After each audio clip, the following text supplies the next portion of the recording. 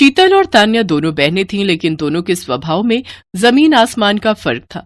जहां शीतल एकदम शांत स्वभाव की थी, तो वहीं तान्या नकचढ़ी और घमंडी थी, जिसे अपनी खूबसूरती पर बहुत नाज था।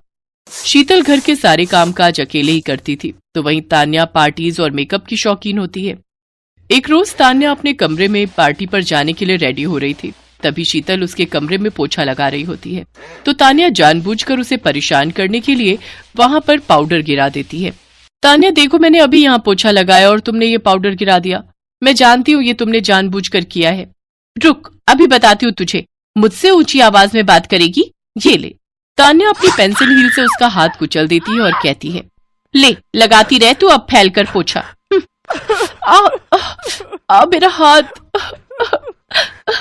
बेचारी शीतल रोती रह जाती है।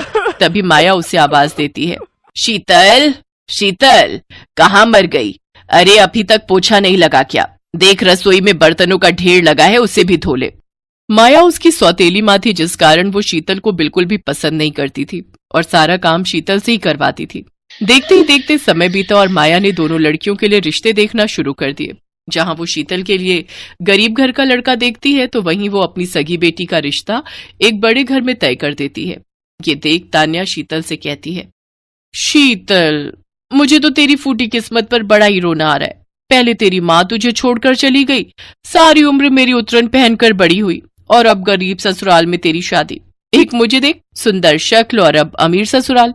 मैंने तो शादी से पहले भी ऐश की जिंदगी जी, और अब अमीर घर में जाकर भी जीऊंगी। पता है, वहां ढेर सारे नौकर हैं, मुझे तो वहां पर भी कुछ काम नहीं करना पड़ेगा। ये तो किस्मत किस्मत की बात है तान्या।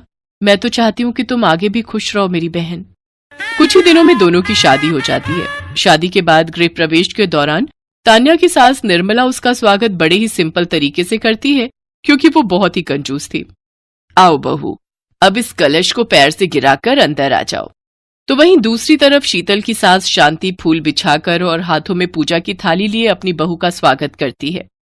आओ बहू, इस कलश को गिराकर अंदर आओ और इन फूलों पर चलकर अपने कमरे तक जाओ। हम गरीबों की औकात गुलाब के फूल खरीदने की तो नहीं है, इसलिए मैंने ये गेंदे के फूल ही बिछा दिए। वहीं उसकी ननद अंदर फूलों से उसका बिस्तर सजा रही थी। अपनी सास और ननद का ऐसा स्वागत देख शीतल की आंखों में आंसू आ जाते हैं। जिस प्यार के लिए वो हमेशा तरसती रही, वो प्यार उसे अपनी ससुराल में अपनी सास और ननद से मिलता है।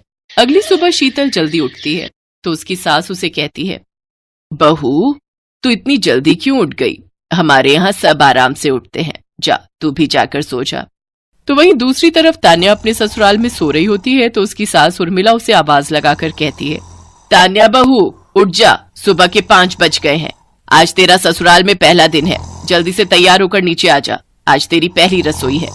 ओफो, इस बुढ़िया ने भी जीना मुश्किल कर दिया है। एक तो वैसे ही शादी की इतनी थकावट, ऊपर से ये है कि सोने भी नहीं देती। कुछ देर बाद तान्या तैयार होकर नीचे आती है, जहां उसकी सास उससे कहती है, ये ले बहू, ये तेरे खाने की लिस्ट है जो तुझे अपनी पहली रसोई में बनाना है, समझी? लेकिन सासू माँ, हमारे यहाँ तो इतने सारे नौकर चाकर है। फिर उन सब की छुट्टी कर दी मैंने। अब तू आ गई है तो क्यों मैं उन सबको पैसे दूं? हाँ, हे भगवान, ये मैं कहाँ फंस गई। तान्या अकेले ही खाना बनाने लगती है, तो वहीं दूसरी तरफ शीतल सोकर उठती है, फिर नहा धोकर सबके लिए खाना बनाने लगती है। तो उसकी सास और ननद भी उसकी मदद करने रसोई में आती हैं। माँ जी, आप दोनों क्यों तकलीफ करती हैं? मैं हूं ना, मैं सब संभाल लूंगी। नहीं नहीं, हम भी तो आपके साथ मदद करेंगे। फिर वो तीनों खुशी खुशी बातें करते हुए खाना बनाती हैं।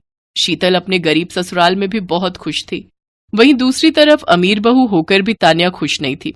उसकी सास हमेशा उसके पीछे ही पड़ी रहती थी। तान्या बहू, तू कब सुधरेगी? तूने फिर से बर्तन धोने का साबुन गलने के लिए छोड़ दिया।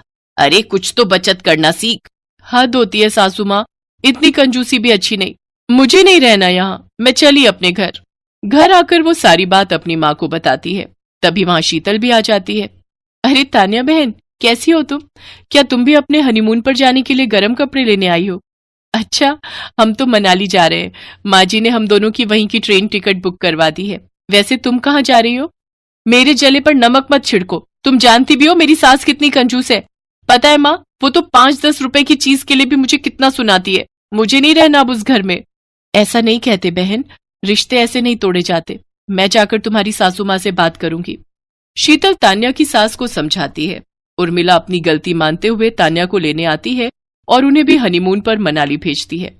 तान्या भी अब खुश थी, उसे अपनी गलती का एहसास हो चुका था। वो शीतल से अपने किए की माफी मांगती है। अब दोनों बहनें अपने अपने ससुराल में खुशी खुशी रहने लगती हैं।